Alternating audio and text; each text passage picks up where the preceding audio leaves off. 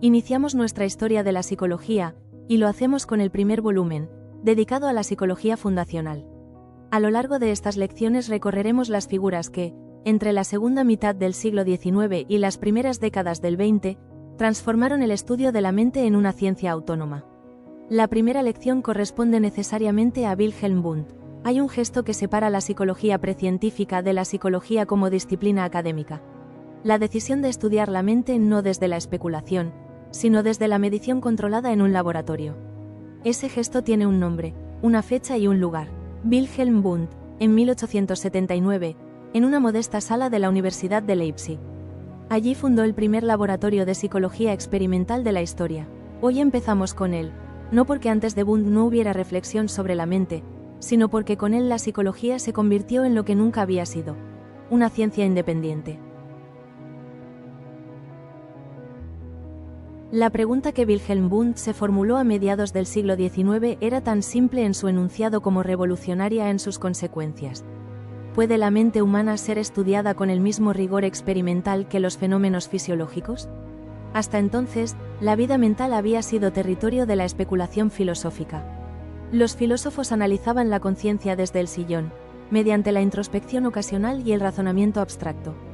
Wundt se preguntó si era posible hacer otra cosa: someter los procesos mentales a condiciones controladas, medirlos, reproducirlos, manipular sus variables. El problema tenía una segunda dimensión, de carácter institucional. La fisiología avanzaba con paso firme en las universidades alemanas, con laboratorios propios y métodos consolidados. La filosofía ocupaba su cátedra tradicional. ¿Podía la psicología reclamar un espacio propio, distinto de ambas? Wundt creyó que sí, y no solo lo creyó, lo construyó. En 1879, en un aula reconvertida de la Universidad de Leipzig, instaló taquistoscopios, cronómetros, dispositivos de estimulación sensorial. Por primera vez en la historia, existía un lugar dedicado exclusivamente a investigar la conciencia con instrumentos. La psicología experimental había nacido. Para estudiar la faceta experimental de Wundt disponemos de un conjunto de obras que sentaron las bases de la psicología como ciencia.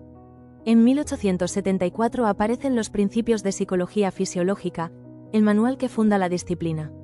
Wundt lo revisó en 6 ediciones sucesivas, la última en 1911, refinando su sistema a lo largo de casi 40 años. En sus páginas delimitó el objeto de la nueva ciencia, definió su método experimental y trazó sus fronteras con la fisiología y la filosofía. En 1896 publicó el Compendio de Psicología, una síntesis madura de su pensamiento destinada a los estudiantes.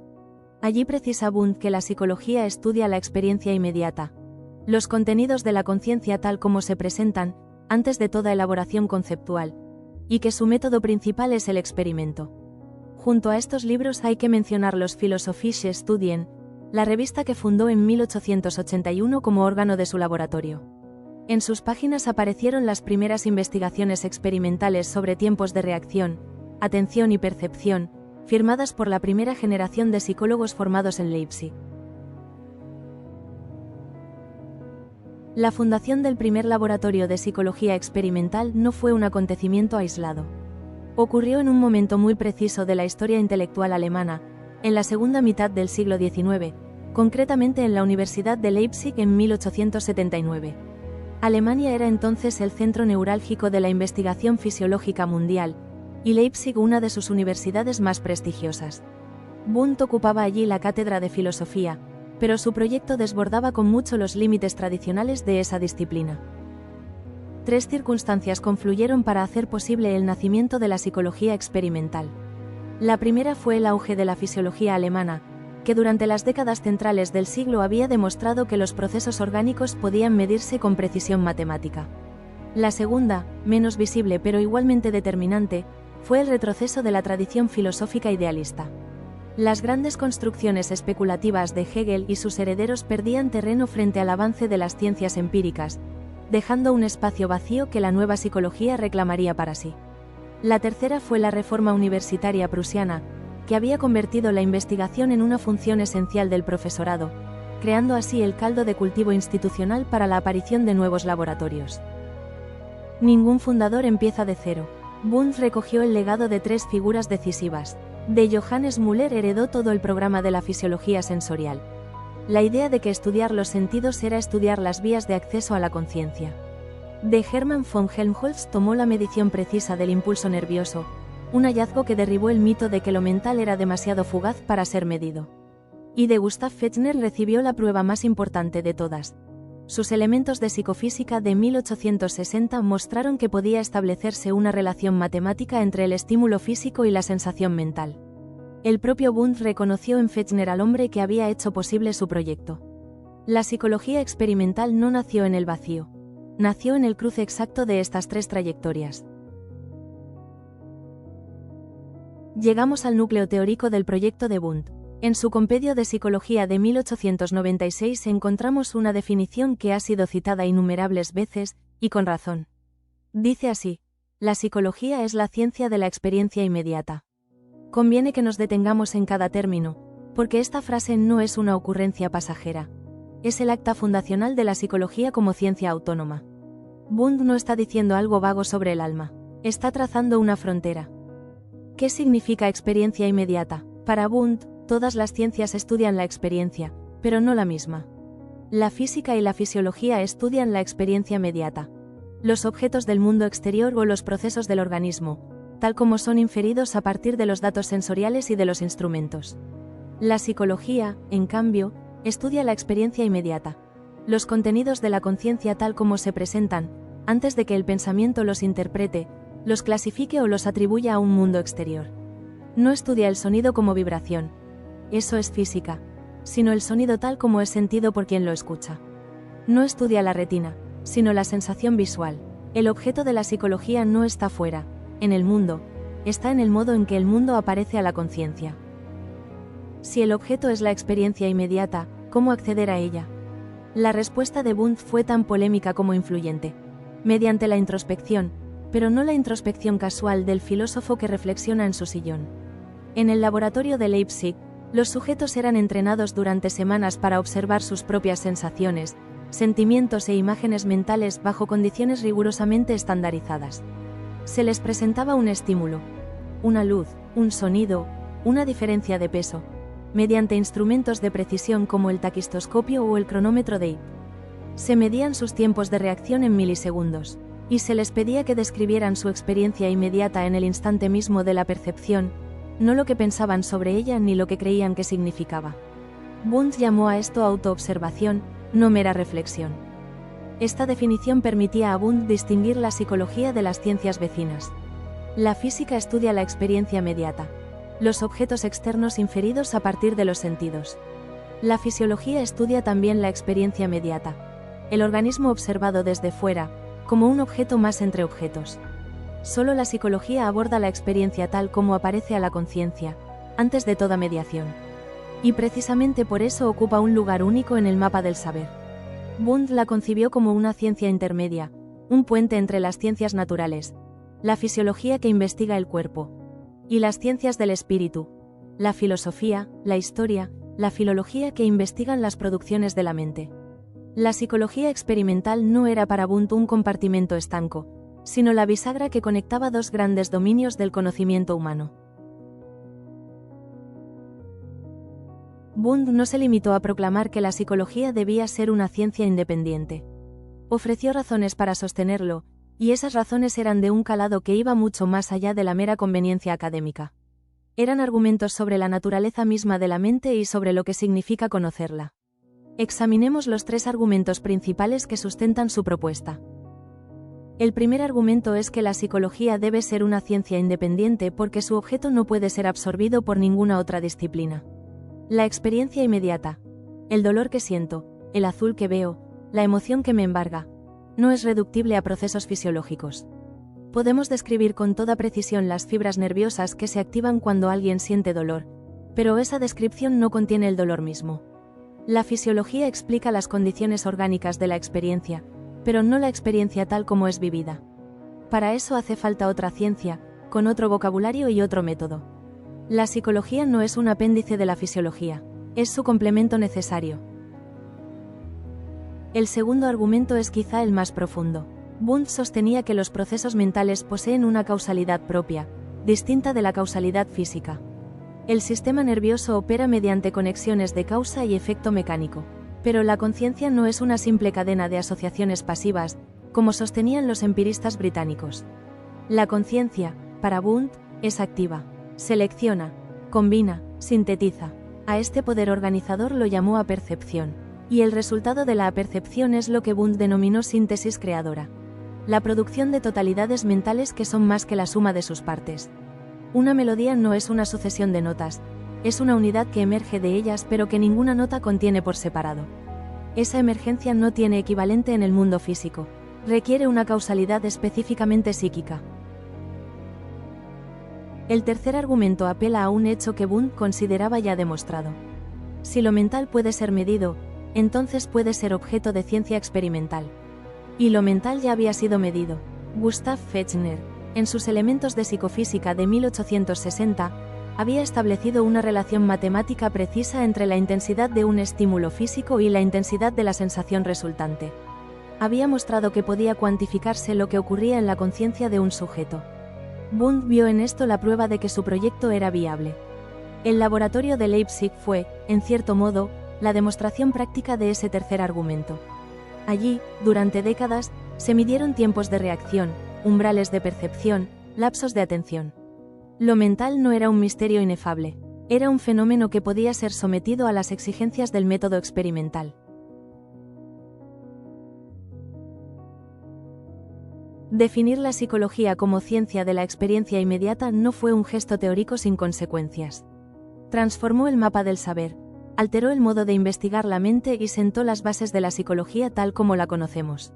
Examinemos las 4 implicaciones principales de la propuesta wundtiana. La primera implicación fue institucional. Si la psicología era una ciencia autónoma, necesitaba un lugar propio. Ese lugar fue el laboratorio. El de Leipzig, fundado en 1879, se convirtió en el modelo que emularían universidades de Europa, América y Asia. A él acudieron estudiantes de todo el mundo que luego fundarían sus propios laboratorios al regresar a sus países. Además, Wundt creó la primera revista de psicología experimental, los Philosophische Studien, donde se publicaron las investigaciones de aquella primera generación. La psicología dejaba de ser una rama de la filosofía para convertirse en una disciplina con infraestructura propia. La segunda implicación fue metodológica. El experimento psicológico no es igual al experimento fisiológico. No se trata de diseccionar un nervio o medir una secreción. Se trata de controlar las condiciones en que un estímulo se presenta a un sujeto y registrar su experiencia inmediata. La introspección, tan denostada por los filósofos especulativos que la practicaban sin control, quedaba rehabilitada como herramienta científica gracias al rigor del laboratorio. La tercera implicación fue de orden teórico y quizás sea la más original de Wundt. Si la experiencia inmediata es el objeto de la psicología, ¿cómo funciona esa experiencia? Wundt respondió con 2 conceptos que definen su legado: la apercepción y la síntesis creadora. Frente a la tradición asociacionista británica, que veía la mente como un receptáculo pasivo donde las sensaciones se combinaban mecánicamente, Wundt sostuvo que la conciencia es esencialmente activa. La apercepción es el proceso por el cual la mente selecciona, organiza y da unidad al flujo de la experiencia. Y la síntesis creadora es su resultado. Totalidades mentales que son más que la suma de sus partes. Una frase no es una lista de palabras, es un sentido que emerge de su combinación. Esa emergencia, ese plus de significado, no está en ningún elemento por separado. Es producto de la actividad de la conciencia y constituye el fenómeno específicamente psicológico. La cuarta implicación es programática. Wundt concibió su proyecto como una empresa con 2 grandes ramas.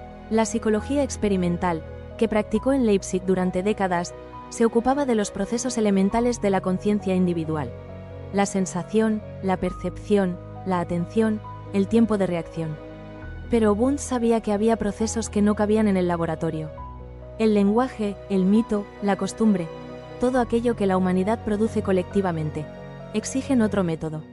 A esa segunda rama la llamó psicología de los pueblos. La psicología experimental era, pues, solo una parte de un proyecto más vasto. Pero fue la parte que fundó una ciencia. El proyecto de Wundt, como toda empresa fundacional, dejó cuestiones abiertas que aún hoy siguen discutiéndose. La primera y más insistente afecta a su método. ¿Es fiable la introspección como herramienta científica? El sujeto se observa a sí mismo, pero el acto mismo de observarse modifica lo observado. ¿Y lo que un sujeto describe, puede ser reproducido por otro? La psicología posterior, desde el conductismo hasta la neurociencia, ha sido en buena medida una larga respuesta a esta pregunta. La segunda cuestión atañe a los límites del laboratorio. Wundt mismo reconoció que los procesos superiores, el lenguaje, el pensamiento complejo, la emoción, no podían estudiarse con el método experimental. Él les dedicó otra rama de su proyecto. Pero la cuestión sigue viva. ¿Dónde termina el dominio legítimo del experimento psicológico? La tercera cuestión es más filosófica. ¿Es la experiencia inmediata realmente accesible? Cuando el sujeto describe lo que siente, ya lo ha mediado con palabras, ya lo ha interpretado. ¿Hay un acceso puro a lo inmediato, o la conciencia es siempre ya mediación? Wundt abrió estas preguntas, no las cerró. La figura de Wundt ha sido objeto de interpretaciones muy dispares entre los historiadores de la psicología. Edwin Borin, en su monumental Historia de la Psicología Experimental de 1929, lo consagró como el padre indiscutible de la disciplina. Su relato, enormemente influyente, situó el laboratorio de Leipzig como el punto cero de la psicología científica. Durante décadas, esta fue la versión estándar en los manuales anglosajones. Pero a partir de los años 70, esta imagen empezó a resquebrajarse. Kurt Danziger, en una revisión ya clásica, cuestionó la narrativa heroica. Wundt no fue un genio solitario que inventó la psicología experimental de la nada. Su laboratorio fue posible gracias a condiciones institucionales muy concretas de la universidad alemana, que los relatos tradicionales omitían. Arthur Blumenthal fue aún más lejos. Sostuvo que el Wundt que se enseñó en América, un elementalista obsesionado con descomponer la conciencia en átomos sensoriales, no era el verdadero Wundt, sino una simplificación de Titchener. El auténtico legado wundtiano, afirma Blumenthal, estaba en la percepción, la síntesis creadora y la causalidad psíquica. 3 lecturas, 3 Wundt distintos. Llegamos al final de nuestra primera lección de historia de la psicología. 3 ideas merecen ser retenidas. La primera es el gesto fundacional. En 1879, en una sala de la Universidad de Leipzig, Wilhelm Wundt instaló el primer laboratorio de psicología experimental. No fue un acto simbólico, fue la materialización de una propuesta teórica. La psicología es la ciencia de la experiencia inmediata, y su método es la introspección controlada. Con ese gesto, la psicología dejó de ser un capítulo de la filosofía para convertirse en una disciplina con objeto, método e infraestructura propios. La segunda idea es que la mente, para Wundt, no es un receptor pasivo. Frente a la tradición asociacionista británica, que veía la conciencia como un escenario donde las sensaciones se combinaban mecánicamente, Wundt afirmó que la conciencia es esencialmente activa. La apercepción selecciona, organiza y da unidad al flujo de la experiencia. Y la síntesis creadora produce totalidades que son más que la suma de sus partes. Esta idea, marginada durante décadas por la simplificación de Titchener, es hoy reconocida como una de sus contribuciones más originales. La tercera idea es que la psicología experimental fue solo una parte de un proyecto más amplio. Wundt sabía que el laboratorio tenía límites. Los procesos superiores, el lenguaje, el mito, la costumbre, no cabían en él. Para ellos reservó una segunda rama de su psicología, que desarrollaría durante las décadas siguientes. Pero de eso nos ocuparemos en otra lección. Por ahora, cerremos con esta frase. Wundt no fue el primero en preguntarse por la mente. Fue el primero en darle un laboratorio, y con ese gesto cambió para siempre el lugar de la psicología en el mapa del saber. Para quien desee profundizar en la figura de Wundt y en los orígenes de la psicología experimental, hay varias obras de referencia inexcusable. Las fuentes primarias son los propios Principios de Psicología Fisiológica y el Compendio de Psicología, donde Wundt expuso su definición de la psicología como ciencia de la experiencia inmediata. A ellas debe sumarse una obra anterior sin la cual el proyecto wundtiano resulta incomprensible. Los elementos de psicofísica de Gustav Fechner, publicados en 1860. Allí se demostró por primera vez que podía establecerse una relación matemática entre el estímulo físico y la sensación mental. En cuanto a los estudios, la clásica Historia de la Psicología Experimental de Edwin Borin sigue siendo una referencia ineludible, junto a los trabajos de Arthur Blumenthal, que recuperó el auténtico legado wundtiano frente a la simplificación de Titchener, y de Kurt Danziger, cuya obra renovó por completo la historiografía de la psicología. En la próxima lección completaremos nuestro estudio de Wilhelm Wundt abordando la segunda gran rama de su proyecto, la psicología de los pueblos. Donde el laboratorio se detenía, comenzaba el estudio del lenguaje, el mito y la costumbre como productos de la mente colectiva. Así que les esperamos allí. Gracias por su atención y hasta pronto.